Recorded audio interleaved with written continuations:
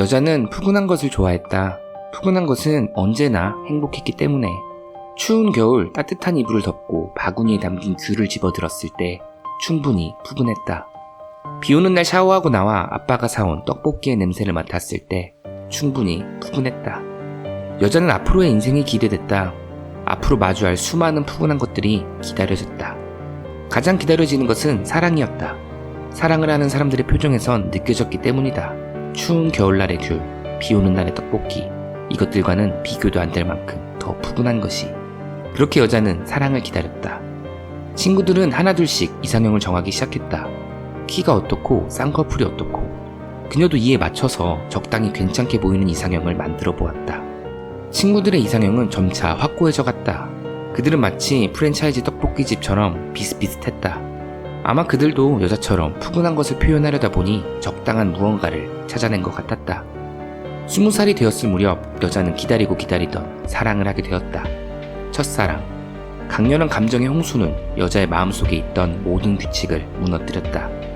이렇게 해야 하고 저렇게 해야 하고 20년 동안 쌓아 올린 마음속 규칙의 건물들은 첫사랑의 진동에 무너져 내렸다. 사랑을 하면 푸근해지리라는 기대도 더 이상 여자의 마음속엔 존재하지 않았다. 오로지 그를 위해서, 그를 푸근하게 만들어주기 위해서 모든 것을 다 주었다. 그리고 사랑이 끝났을 때 여자의 마음은 폐허가 되어 있었다. 첫사랑의 진동은 여자의 마음을 초토화시켰고 폐허가 된 여자의 마음에겐 푸근함은 사치였다. 여자의 마음이 어느 정도 복구되었을 때 두 번째 사랑이 시작되었다. 첫사랑에서 얻은 교훈은 그녀의 마음을 강하게 해주었다. 진동에 대비해서 내진 설계를 통해 건물을 쌓아 올렸다. 하지만 사랑을 마음속에 다시 들여놓았을 때 모래사장에 쌓아 올린 성처럼 그녀의 마음은 손쉽게 부서져 버렸다. 그렇게 세 번째, 네 번째 사랑이 지났을 무렵 그녀는 더 이상 마음속에 들여놓는 것을 허락하지 않았다. 마음속에 들어온 사랑은 모든 것을 너무나 손쉽게 파괴하기 때문에 마음을 강화하기보다는 경계를 강화하는 것이 더 쉬웠다. 마음 입구에 검문소를 설치하고 경비병들에게 신신당부했다. 여러 남자들이 경비병들에게 저지당했다. 그녀의 마음은 더 이상 파괴되지 않았다. 적의 공격을 허용하지 않는 최후의 요새처럼 온전하게 유지되었다. 그렇게 푸근함을 느끼고 싶었던 소녀는 차가운 요새에 갇혀버렸다. 여자는 이따금씩 들을 수 있었다. 마음속 요새에 갇힌 소녀의 외침을, 구해줄 누군가를 간절히 원하는 외침을. 그때마다 여자는 경비를 더 삼엄하게 만들었다. 소녀의 외침은 과거 폐허가 되었던 모습을 떠올리게 만들어 무서웠다. 시간이 지날수록 소녀의 외침은 더욱 커져만 갔다. 그 외침은 이따금씩 마음속 요새를 넘어 현실 세계로 삐져나온다. 그걸 들은 누군가가 다가온다. 그 누군가는 경비병들에게 제지당한다. 또 다른 누군가는 경비병들을 뚫고 요새 앞에 도착한다. 하지만 단단한 요새를 보곤 이내 포기하고 돌아간다. 요새에 갇힌 소녀의 절규는 더욱 커져만 갔지만 다가와주는 누군가의 숫자는 줄어들었다. 축제가 끝나고 현수막을 걷는 사람들, 아침이 밝아오며 꺼져가는 네온사인처럼 파장의 분위기가 여자를 감싸왔다. 여자는 문득 두려움이 느껴졌다. 여자는 용기를 내서 마음속을 들여다보았다. 그동안 보호한다는 명목으로 방치했던 요새에 갇힌 소녀를 마주한다. 소녀에게 다가가 물었다. 왜 울고 있냐고. 소녀는 대답한다. 너무나 춥다고. 비가 너무 많이 온다고. 여자는 다시 물어본다. 너는 요새에서 안전하게 보호받는데 무엇을 더 원하느냐고. 소녀는 대답한다. 귤 아니면 떡볶이. 여자는 이때 깨달았다.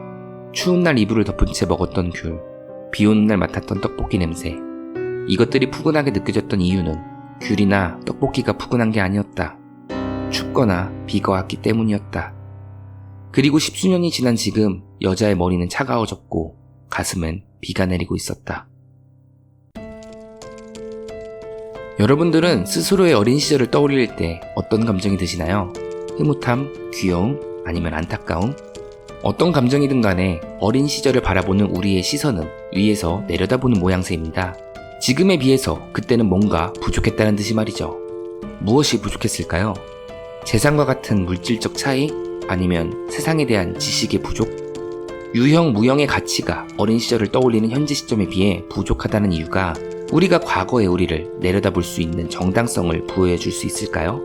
사실 우리는 과거의 우리를 내려다보는 것을 넘어 보호한다는 명목으로 어딘가에 감금해두고 살아갑니다. 특히나 사랑과 같은 강렬한 감정으로 인해 고통과 어려움을 겪었다면 감금의 강도는 더욱 심해집니다. 그렇게 보호는 고립으로 바뀌게 되죠. 그런데 꼭 보호해야만 했을까요? 마음속의 건물이 부서질 때의 고통, 그리고 그것의 반복. 단지 푸근함만을 원했던 어린 소녀에게 이러한 파괴 행위는 너무나도 아픕니다. 하지만 그렇다고 해서 소녀를 요새 안에 숨겨놓는 것은 소녀를 너무 우습게 보는 것이라는 생각이 들지 않나요? 자연에서 파괴는 창조의 원천입니다. 부서져야 탄생합니다. 혹독한 겨울이 끝나고 난 뒤 탄생이 이뤄지듯이 슬픈 파괴를 겪어야 기쁜 창조가 가능합니다.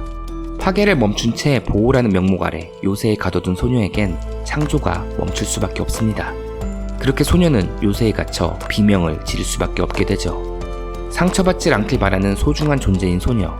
그녀를 마음속에 가둬두는 것은 그녀의 창조를 감히 멈추게 만드는 오만한 행위가 아닐까요?